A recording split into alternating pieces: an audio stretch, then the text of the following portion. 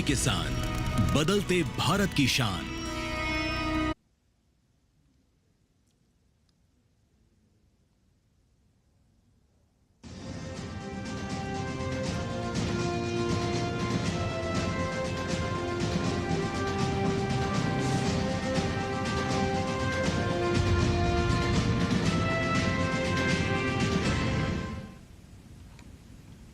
नमस्कार, स्वागत है आपका किसान समाचार में। मैं हूं रेशमा आपके साथ। आइए नजर डालते हैं इस वक्त की हेडलाइंस पर। केंद्रीय कृषि मंत्री शिवराज सिंह चौहान ने शुक्रवार को नागालैंड पशु चिकित्सा विज्ञान एवं पशुपालन महाविद्यालय के प्रशासनिक सह शैक्षणिक भवन का किया उद्घाटन। नागालैंड में कृषि क्षेत्र के विकास के लिए की 338.83 करोड़ रुपए की वित्तीय सहायता की घोषणा।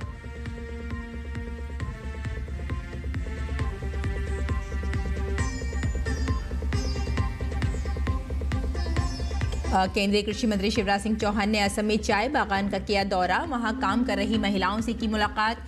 कहा, हमारा निरंतर रहेगा प्रयास कि हमारी पश्चिमी परिश्रमी बहनें हो समृद्ध, बने लखपति और उनके जीवन में आए सुख समृद्धि।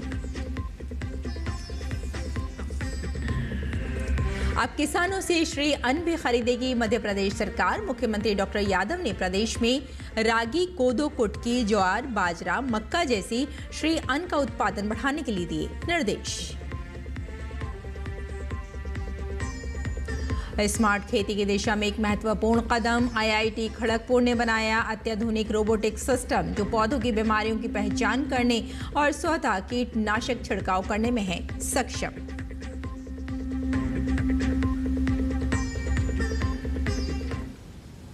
और आइए अब समाचारों पर डालते हैं विस्तार से नजर। केंद्रीय कृषि एवं किसान कल्याण व ग्रामीण विकास मंत्री शिवराज सिंह चौहान ने केंद्रीय कृषि विश्वविद्यालय इम्फाल जलुकी, नागालैंड के पशु चिकित्सा विज्ञान एवं पशुपालन महाविद्यालय के प्रशासनिक सह शैक्षणिक भवन का उद्घाटन किया। इस अवसर पर नागालैंड के उप मुख्यमंत्री TR जेलियांग, राज्य के ग्रामीण विकास मंत्री मेदसुबो जमीर, केंद्रीय कृषि विश्वविद्यालय इम्फाल के कुलपति डॉक्टर अनुपम मिश्रा भी उपस्थित थे। उद्घाटन के अवसर पर केंद्रीय मंत्री चौहान ने कृषि एवं पशुधन क्षेत्र की प्रगति तथा नागालैंड के विशिष्ट उत्पादों पर प्रकाश डाला। उन्होंने कहा कि कृषि क्षेत्र के समग्र विकास और वृद्धि के लिए नागालैंड राज्य को 338.83 करोड़ रुपए की वित्तीय सहायता देने की घोषणा की है। उन्होंने नागालैंड सरकार से राज्य के कृषि और ग्रामीण विकास के लिए कार्य योजना बनाने को कहा और इस संबंध में केंद्र सरकार से पूर्ण सहयोग का आश्वासन दिया।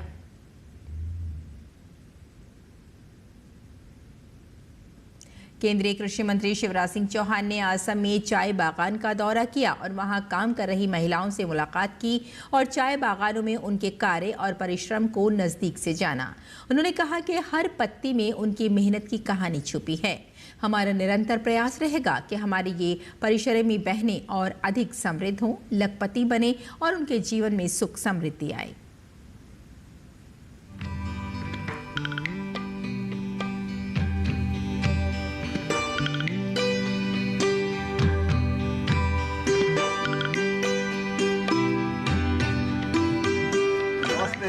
नमस्ते। हमको भी तोड़ना है। कैसे लगाते हैं इसको? तो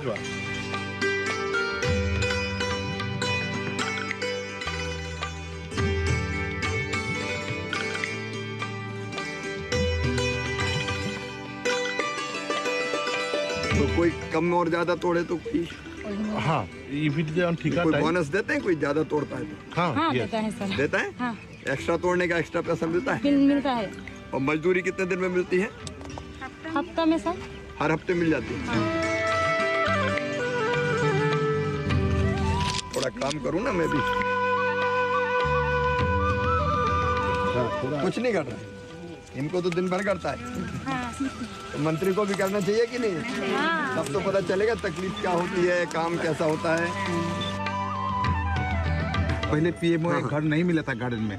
गार्डन में घर भी घर भी दिया है और स्कूल बना रहा है। ये हाटीकुली में एक मॉडल स्कूल, ये 5-6 स्कूल देके और आंगनबाड़ी सेंटर भी दिया है। नहीं, बहुत काम कर रही है सरकार, तो उसके लिए बधाई आपको। ये पेड़ कितने साल चलता है? ये हर साल 100 साल तक जिंदा रहता है, हाँ, बट वी लेकिन- डोंट वेट 60 इयर्स तक वी अप्रूव इट। अच्छा, तो आप इसको बीच बीच में कर कुछ हिस्से को 60 वर्ष के एक साथ पूरा नहीं निकालते ना? नो नो, एक हिस्से का निकाल दिया 2%। और एक बार प्लांटेशन करने के बाद फिर कितने दिन में आ जाता है? 4th year। Fourth year. मार्च से तोड़ना शुरू हो जाता है और दिसंबर तक टूटता है।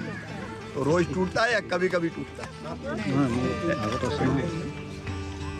मतलब 7 डेज एक 6 days we maintain 7 days plucking around। अच्छा। फिर इनसे जब लेते हैं पत्ती तो कुछ नाप तोल के रहते हैं, मेजरमेंट करके? Yes, Per kg? electronic per kg and through their iris face district। अच्छा, सरकार की और योजनाओं का फायदा मिलता है क्या? चावल मिलता है पोपटी चावल। चावल फ्री में मिलता है? मिलता है। कैसा लगता है ये काम करके? अच्छा लगता है। भारत में और दुनिया में चाय पीने वालों, इनकी मेहनत से तुम्हें सवेरे सवेरे घर में चाय नसीब होती है, लेकिन इनकी जिंदगी कैसी है और पत्ती तोड़ते समय ये कैसा महसूस करती हैं, ये जानने और देखने मैं आज चाय बागान में अपनी इन बहनों के बीच आया और उनसे बात की। मैंने उनसे मिलकर बहुत अच्छा लगा। भगवान तुम पर कृपा और आशीर्वाद की वर्षा करे, तुम सब सुखी रहो और चाय इंडस्ट्री और कैसे ठीक आगे बढ़े और इनको और कैसे इनकी आमदनी बढ़ पाए, इस पर हम लोग विचार करते रहेंगे और काम करेंगे। और मध्य प्रदेश के मुख्यमंत्री डॉक्टर मोहन यादव ने कहा कि प्रदेश में रागी, कोदो, कुटकी, ज्वार, बाजरा, मक्का जैसे श्री अन्न का उत्पादन बढ़ाया जाए और किसानों को श्री अन्न उत्पादन के लिए प्रोत्साहित किया जाए। किसानों द्वारा उत्पादित श्री अन्न अब सरकार खरीदेगी। उन्होंने कहा कि तुअर उत्पादक किसानों को अच्छे किस्म के खाद, बीज और उत्पादन वृद्धि के लिए प्रोत्साहन भी दिया जाए। इसके लिए किसानों को फसल अनुदान देने और उनकी फसल का बीमा कराने जैसे नवाचार भी किए जा सकते हैं। मुख्यमंत्री डॉक्टर यादव शुक्रवार को मंत्रालय में किसान कल्याण एवं कृषि विकास विभाग की समीक्षा बैठक को संबोधित कर रहे थे। बैठक में किसान कल्याण एवं कृषि विकास मंत्री एदल सिंह कंषाना सहित विभागीय अधिकारी उपस्थित थे। मुख्यमंत्री ने कहा कि फसलों का उत्पादन बढ़ाने के लिए हर संभव प्रयास किए जाएं। प्रदेश के किसानों को रासायनिक उर्वरकों के स्थान पर उन्नत किस्म के बीज, आधुनिक कृषि यंत्रों, अच्छा भाव, अनुदान आदि का प्रोत्साहन मिले। उन्होंने कहा कि श्री अन्न, रागी, कोदो, कुटकी, मक्का, ज्वार, बाजरा की फसलों को प्रोत्साहन दिया जाए। इन फसलों के उत्पादक क्षेत्र को अच्छी पैदावार करने के लिए प्रोत्साहन मिले। आवश्यकता अनुसार अनुदान की राशि भी बढ़ाई जाए। स्मार्ट खेती की दिशा में एक महत्वपूर्ण कदम उठाते हुए आईआईटी खड़गपुर के मैकेनिकल इंजीनियरिंग विभाग ने एक अत्याधुनिक रोबोटिक सिस्टम विकसित किया है जो पौधों की बीमारियों की पहचान करने और स्वतः कीटनाशक छिड़काव करने में सक्षम है। इस प्रणाली का नाम semi automatic tracked mobile manipulator काम और साथ में एग्रीकल्चर रोबोटिक सिस्टम है। ये सिस्टम कैमरा आधारित इमेज एनालिसिस के जरिए पौधों में होने वाली बीमारियों की सटीक पहचान करता है और आवश्यक कीटनाशक का अपने आप छिड़काव कर देता है। संस्थान के अनुसार अब तक ड्रोन आधारित कृषि रोबोट का उपयोग किया जाता रहा है, लेकिन वे पौधों की पत्तियों की उच्च गुणवत्ता वाली तस्वीरें लेने में असमर्थ रहे हैं। आईआईटी खड़गपुर द्वारा विकसित ये नया सिस्टम इस बड़ी चुनौती से पार पाने में सक्षम होगा। ये नई तकनीक किसानों को मैनुअल छिड़काव से होने वाली स्वास्थ्य जोखिमों से बचाव के साथ साथ कृषि उत्पादकता और खाद्य गुणवत्ता को भी बेहतर बनाएगी। साथ ही ये फसल क्षति को कम करके उपज बढ़ाने और लागत घटाने में मदद करेगी, जिससे देश की जीडीपी में सकारात्मक योगदान होगा। छत्तीसगढ़ के जशपुर जिले के इस बार रसीली लीची की पैदावार पर किसान मालामाल हो रहे हैं। रसीली लीची की इस बार रिकॉर्ड पैदावार के साथ बाजारों में अपनी खास मौजूदगी दर्ज करा रही है। देखिए डीडी न्यूज़ की संवाददाता सोमेश पटेल की छत्तीसगढ़ से ये रिपोर्ट। लीची की खेती ने बदली छत्तीसगढ़ के जशपुर की तस्वीर। ऐसा कोई घर नहीं जहां लीची का पौधा नहीं। लीची की खेती से बरस रहा है मुनाफा। जशपुर में हुई बम्पर पैदावार, अन्य राज्यों तक भी हो रहा एक्सपोर्ट। छत्तीसगढ़ के जशपुर की मिट्टी और मौसम दोनों ही लीची की खेती के लिए अनुकूल माने जाते हैं। यही वजह है कि यहाँ हर साल लीची की अच्छी पैदावार होती है। लेकिन इस बार किसानों के चेहरों पर मुस्कान कुछ खास है, क्योंकि पैदावार के साथ साथ बाजार में मांग और दाम दोनों ही उम्मीद से बेहतर हैं। जशपुर के पत्थल गांव क्षेत्र में लीची का उत्पादन होता है और ये यहाँ का एक प्रमुख कृषि उत्पाद है। जशपुर जिले में इस बार लीची की फसल ने किसानों की मेहनत को फलदायी बना दिया है। न सिर्फ जशपुर और आसपास के जिलों में, बल्कि रायपुर, दुर्ग, बिलासपुर जैसे प्रमुख शहरी इलाकों में भी यहाँ की लीची की भारी मांग है। यही नहीं, झारखंड और ओडिशा जैसे पड़ोसी राज्यों में भी जशपुर की लीची तेजी से पहुंच रही है। शुरू फल निकला रहे हैं तो उस समय रेट अच्छा रहता है, कम से कम 15 से 20 रुपया दर्जन, और नहीं पर भी 10 रुपये दर्जन इससे पहले हम बेचे हैं। लीची हम लोग दूर दूर दूसरे प्रदेश में भेजते हैं, वहाँ से लेने भी आते हैं, हम लोग मौका में पहुँचा भी देते हैं। और लीची का इसी एरिया में मौसम अच्छा रहता है, इसके लिए उत्पादन मेरे हिसाब से पेड़ के ऊपर 5,000-6,000 ऐसे आता है मेरे हिसाब से। वहीं किसान कह रहे हैं कि इस बार फसल बहुत बढ़िया हुई है। लीची का आकार भी अच्छा है और स्वाद भी। बाजार में यह लीची आसानी से 150 से 300 रुपए दर्जन तक बिक रही है। आमदनी पहले से ज्यादा हो रही है। इसी प्रकार अन्य किसान बताते हैं कि इन दिनों बाजार में लीची की भरपूर आवक हो रही है। वहीं व्यापारी और ग्राहक भी लीची को खूब पसंद कर रहे हैं। डिमांड बहुत है, लीची आते ही बिक जाती है। बाहर के व्यापारी भी अब जशपुर से लीची मंगवाने लगे हैं। इससे यहाँ के किसानों को फायदा हो रहा है। यहाँ से लीची उत्तर प्रदेश, झारखंड, उड़ीसा दूर दूर तक जाता है और एक पेड़ से लगभग 5,000 तक मुनाफा होता है। मार्केट तो बहुत अच्छा है सर इस बार का, गर्मी की वजह की वजह से। अभी 100 रुपये भी बिक रहा है, 80 रुपये भी बिक रहा है, 70 रुपये भी बिक रहा है, 20 रुपये दर्जन के हिसाब से भी बिक रहा है। बाहर क्षेत्र में अच्छा है सर, रायपुर भी जाता है लीची, बिलासपुर भी जाता है, इधर दुर्ग तरफ भी जाता है, पत्थलगांव भी जाता है, रांची भी जाता है, कोरबा जाता है और झारखंड तरफ भी जाता है, उड़ीसा भी जाता है। छत्तीसगढ़ का जशपुर पहाड़ों की गोद में बसा है। पूरा जशपुर इन दिनों लीची की मिठास से महक रहा है। हर बगीचे में इन दिनों लालिमा खिली हुई है। हर किसान के चेहरे पर मुस्कान है। इस साल रसीली लीची ने पैदावार के सारे रिकॉर्ड तोड़ दिए हैं। देश भर में इसकी मांग है और किसानों का आत्मविश्वास आसमान छू रहा है। छत्तीसगढ़ की जशपुर की रसीली लीची इस बार न सिर्फ खेतों को गुलजार कर रही है, बल्कि किसानों की किस्मत भी चमका रही है। रिकॉर्ड पैदावार, शानदार गुणवत्ता और बाजार में जबरदस्त मांग, इन सब ने लीची की इस फसल को ऐतिहासिक बना दिया है। अब जशपुर की लीची केवल स्वाद नहीं, बल्कि एक ब्रांड बन चुकी है, जिसकी गूंज छत्तीसगढ़ से निकलकर देश के कोने तक पहुंच रही है। Somesh Patel, DD news, Chhattisgarh. और पूर्वी चंपारण जिले के पीपरा कोठी कृषि विज्ञान केंद्र में कृषि आदान वितरण सह कृषक वैज्ञानिक संवाद का आयोजन हुआ, जिसमें जिले के कोने कोने से आए किसानों ने हिस्सा लिया। कार्यक्रम का आयोजन भारतीय कृषि अनुसंधान परिषद व कृषि विज्ञान केंद्र के संयुक्त तत्वाधान में आयोजित हुआ।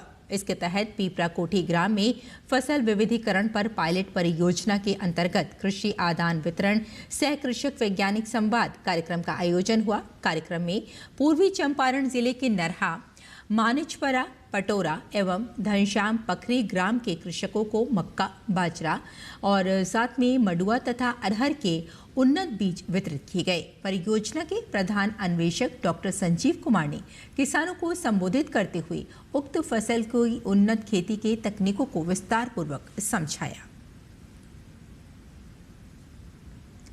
और आइए अब जान लेते हैं मंडी भाव के बारे में।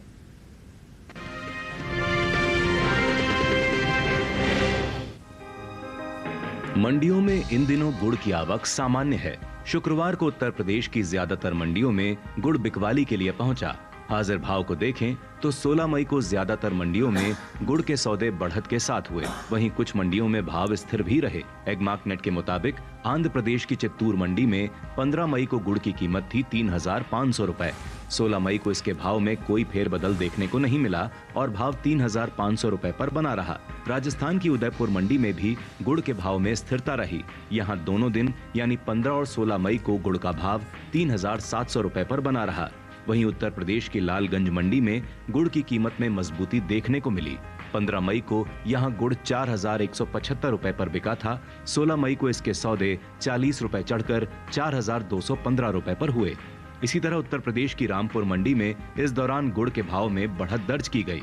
यहां 15 मई को गुड़ का दाम था 4,200 रुपए। 16 मई को इसके सौदों में 25 रुपए की तेजी आई, जिसके बाद गुड़ का भाव 4,225 रुपए हो गया। उत्तर प्रदेश की ही बदायूं मंडी में भी बढ़त का सिलसिला जारी रहा। यहां 15 मई को इसका भाव रहा 4,115 रुपए, जो कि 16 मई को 5 रुपए बढ़कर 4,120 रुपए पर पहुंच गया। वहीं गुड़ के निर्यात पर नजर डालें तो प्रमुख उत्पादक के तौर पर भारत को दुनिया भर में गुड़ का एक मुख्य व्यापारी और निर्यातक माना जाता है। एपीडा के अनुसार साल 2024 के दौरान भारत ने करीब 430 मिलियन अमेरिकी डॉलर की कीमत के लगभग 5,16,746 मीट्रिक टन गुड़ और कन्फेक्शनरी उत्पाद का निर्यात किया है। भारत ने साल 2024 के दौरान इंडोनेशिया, संयुक्त अरब अमीरात, यूएई, यूएसए, कीनिया और नेपाल को प्रमुख रूप से गुड़ और कन्फेक्शनरी उत्पाद का निर्यात किया है।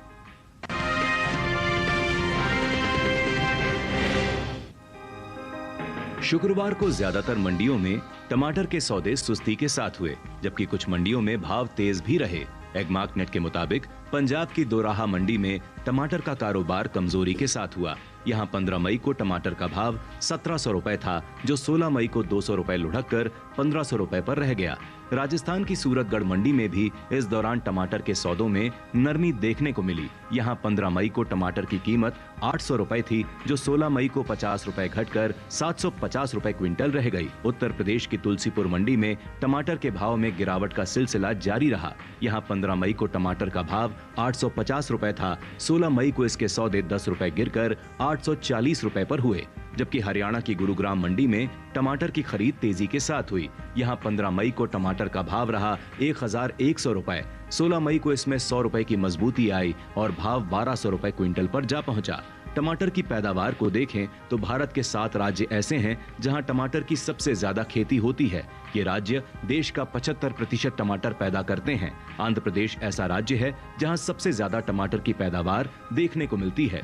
यहाँ कुल टमाटर की पैदावार का तकरीबन 17% टमाटर पैदा होता है। इसके बाद कर्नाटक, मध्य प्रदेश, तमिलनाडु, उड़ीसा, गुजरात और पश्चिम बंगाल है। कृषि मंत्रालय की ओर से हाल ही में जारी तीसरे अग्रिम अनुमान के मुताबिक घरेलू स्तर पर टमाटर की पैदावार साल 2023-24 के दौरान 213.2 लाख टन होने की उम्मीद जताई गई है। 20 लाख टन होने की उम्मीद जताई गई है, जबकि पिछले साल इस दौरान टमाटर की उपज लगभग 204.25 लाख टन थी। यानी इस साल टमाटर की पैदावार में 4.38% का इजाफा देखने को मिल सकता है। अनुमान है कि इसका असर टमाटर के बाजार भाव पर पड़ सकता है।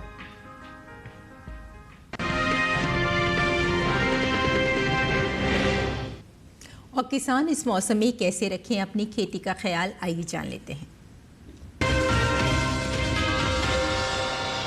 नमस्कार, आप देख रहे हैं डीडी किसान। मैं हूं एआई कृष और आज हम आंध्र प्रदेश और कर्नाटक में होने वाली खेती किसानी से संबंधित सलाहों के बारे में पूरी जानकारी देंगे। आंध्र प्रदेश में धान की रोपाई करें। किसान मक्के के खेत में जरूरी उर्वरक डालें। यहीं उड़द की कटाई कर सकते हैं। साथ ही मूंग की कटाई कर लें। अभी मूंगफली के खेत में हल्की सिंचाई करें। आंध्र प्रदेश में तिल के खेत में सिंचाई कर सकते हैं। इस समय काजू में कीट लगने की संभावना है। ऐसे में काजू में कीटों से बचाव के लिए कृषि विशेषज्ञों की सलाह से कीटनाशक का छिड़काव करें। किसान गन्ने के खेत में जरूरी उर्वरक का इस्तेमाल कर लें। यहां हरी मिर्च की तुड़ाई कर सकते हैं। आंध्र प्रदेश में अरहर की कटाई कर लें। इसके साथ ही कॉफी की बुवाई करें। वहां काली मिर्च के गुच्छों की तुड़ाई कर लें। कर्नाटक में चने की कटाई कर लें। वहीं बाजरे की कटाई कर सकते हैं। किसान कपास की चुनाई करें। इसके अलावा अरहर की कटाई कर लें। यहीं हरी मिर्च की तुड़ाई कर सकते हैं। कर्नाटक में धान के खेत से खरपतवार निकालें। किसान मूंगफली के खेत में सिंचाई कर लें। वहां अमरूद की तुड़ाई कर सकते हैं। अभी अनार की तुड़ाई के लिए समय उचित है। साथ ही गन्ने की तैयार फसलों की कटाई कर लें। कर्नाटक में फूल गोभी की कटाई कर सकते हैं। इसी तरह पत्ता गोभी की कटाई कर लें। किसान गेहूं के खेत में सिंचाई कर सकते हैं। इस समय केले के बागों में हल्की सिंचाई करते रहें। इसी तरह कृषि और किसानों से जुड़ी हर महत्वपूर्ण जानकारी के लिए हमारे साथ जुड़े रहिए और देखते रहिए डीडी किसान। धन्यवाद।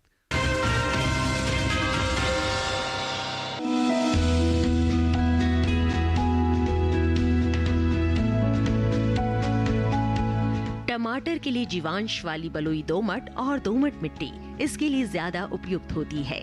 1 हेक्टेयर बुआई के लिए सामान्य किस्म का 400 से 500 ग्राम बीज चाहिए, जबकि संकर किस्म का 150 से 200 ग्राम बीज ही पर्याप्त होगा।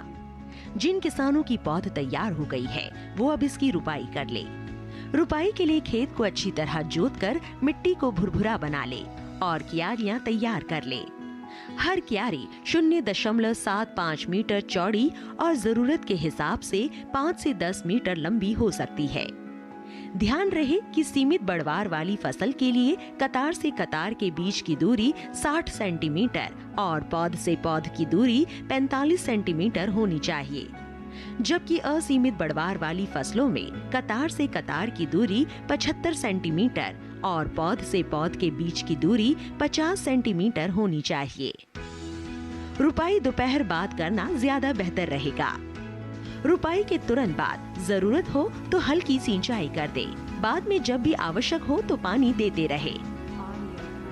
खरपतवार नियंत्रण के लिए समय समय पर निराई गुड़ाई करते रहे। टमाटर में कई तरह की बीमारियां भी लग सकती है। झुलसा रोग में पुरानी पत्तियां पीली हो जाती है। टमाटर की फसल में विषाणु से फैलने वाला मौजिक रोग भी खतरनाक है। इसमें पत्तियां सिकुड़ जाती हैं और पौधों की बढ़वार रुक जाती है। रोकथाम के लिए सिकुड़ी पत्तियों को उखाड़कर जला दे। टमाटर में पत्ती, तना और फल भेदक कीट लगते हैं। इससे ग्रसित पत्तियां गिर जाती हैं। रोकथाम के लिए विशेषज्ञों की सलाह पर उचित दवाओं का छिड़काव करें।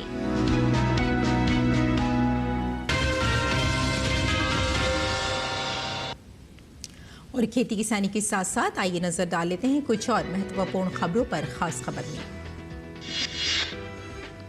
ऑपरेशन सिंदूर के बाद मोदी सरकार की कूटनीति, वैश्विक मंच पर पाकिस्तान का आतंकी चेहरा बेनकाब करने के लिए सर्वदलीय प्रतिनिधिमंडल का गठन। प्रतिनिधिमंडल में शामिल सांसदों ने कहा, भारत का प्रतिनिधित्व करना सम्मान की बात। पाकिस्तान के पीएम ने चीनी लड़ाकू विमानों पर आधुनिक गैजेट और तकनीक के इस्तेमाल की बात स्वीकार की। जम्मू कश्मीर में राज्य जांच एजेंसी की बड़ी कार्रवाई जारी है। एसआईए ने सोपोर, बारामूला, हंदवाड़ा, गंदेरबल और श्रीनगर के कई इलाकों में छापा मारा है। उपराष्ट्रपति जगदीप धनखड़ आज नई दिल्ली स्थित जयपुरिया इंस्टीट्यूट ऑफ मैनेजमेंट के वार्षिक दीक्षांत समारोह में मुख्य अतिथि के रूप में शामिल हुए। इस दौरान उन्होंने विद्यार्थियों को उपाधियां प्रदान की। ओडिशा के 4 जिलों में आकाशीय बिजली गिरने से 9 लोगों की मौत हो गई। अनुगुल जिले के परदीगुडा गांव में बिजली गिरने से 5 अन्य घायल हो गए हैं। घायलों को अस्पताल में भर्ती कराया गया है। बिहार में स्थित गया का नाम अब गया जी कर दिया गया है। पौराणिक, ऐतिहासिक और धार्मिक महत्व के मद्देनजर बिहार के गया शहर का नाम गया जी किया गया है। नेपाल के काठमांडू में 3 दिवसीय सागर माथा संवाद कार्यक्रम का शुभारंभ हुआ। इस कार्यक्रम में नेपाल के प्रधानमंत्री, विदेश मंत्री और भारत के पर्यावरण मंत्री भूपेंद्र यादव के साथ कई बड़े नेता मौजूद रहे। मध्य प्रदेश के ग्वालियर जिले में हुई डिजिटल ठगी के मामले में क्राइम ब्रांच को बड़ी सफलता मिली है। क्राइम ब्रांच पुलिस ने उत्तर प्रदेश से 10 आरोपियों को गिरफ्तार किया है। एनआईए ने प्रतिबंधित खालिस्तानी आतंकी संगठन बब्बर खालसा इंटरनेशनल के खिलाफ बड़ी कार्रवाई करते हुए पंजाब के 15 ठिकानों पर एक साथ छापेमारी की। दुनिया भर में आर्थिक अनिश्चितताओं और भू राजनीतिक तनावों के बावजूद भारत की अर्थव्यवस्था मजबूत बनी हुई है। संयुक्त राष्ट्र की ताज़ा रिपोर्ट के मुताबिक भारत इस वर्ष भी दुनिया की सबसे तेजी से बढ़ती बड़ी अर्थव्यवस्थाओं में बना रहेगा। तो किसान समाचार में फिलहाल इतना ही। अनुमति दें। नमस्कार।